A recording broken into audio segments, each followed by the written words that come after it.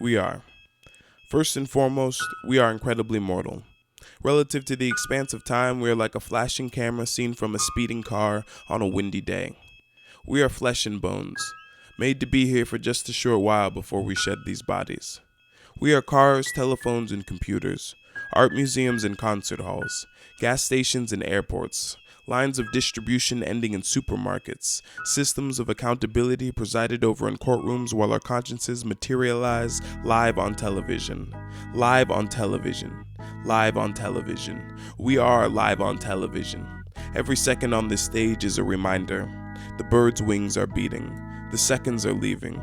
The artist's brush is slipping. Love is fleeting. The sun is shining on smiling faces, echoing in children's laughter. Lungs are breathing. The drum skin is reverberating. The poet's pen is inking. The city is waking up because once again the workers have put their feet to the machine and begun pedaling. The clock is so sweetly still upon the windowsill, bathed in sunlight, wrapped in moon glow.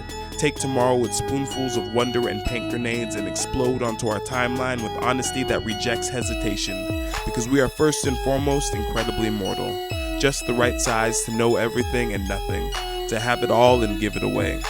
We have hands that right now shine brightest in helping, mouths for saying good things.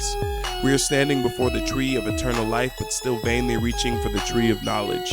We are holding on to strange hopes and in strange kinds of love.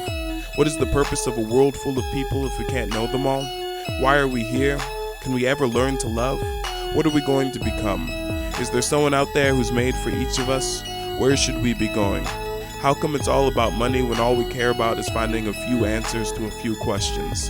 And what are we going to do when we figure it all out? And where will we be? What happens to we when it's you against me? And who's in charge of that outcome? What can we do in the next moment to affirm the statement that we are in this together? We don't have that answer yet. All we have is clues, and the ability to have faith in a positive outcome, to look away from those who'd like to distract us. It's hard to say we sometimes, when we feel too tired to reach out our hand, or when the person one body over is so despicable that we'd rather pretend that they have nothing in common with us. Honestly, it's time to forgive everyone and ourselves, and remember that some things are just beyond us. Some pain isn't a question and there is no answer. But a dance and a smile are gifts of blissful sincerity. A walk down the street hand in hand can be like paradise on asphalt.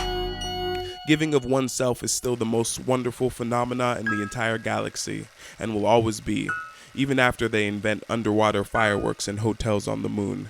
It will never be explained in finite terms, and that might have gone over your head faster than a jet plane, but as long as there are more of us here to keep showing others the way of love, we will eventually get it. And once we know what we can be, we won't be so caught up in what we are.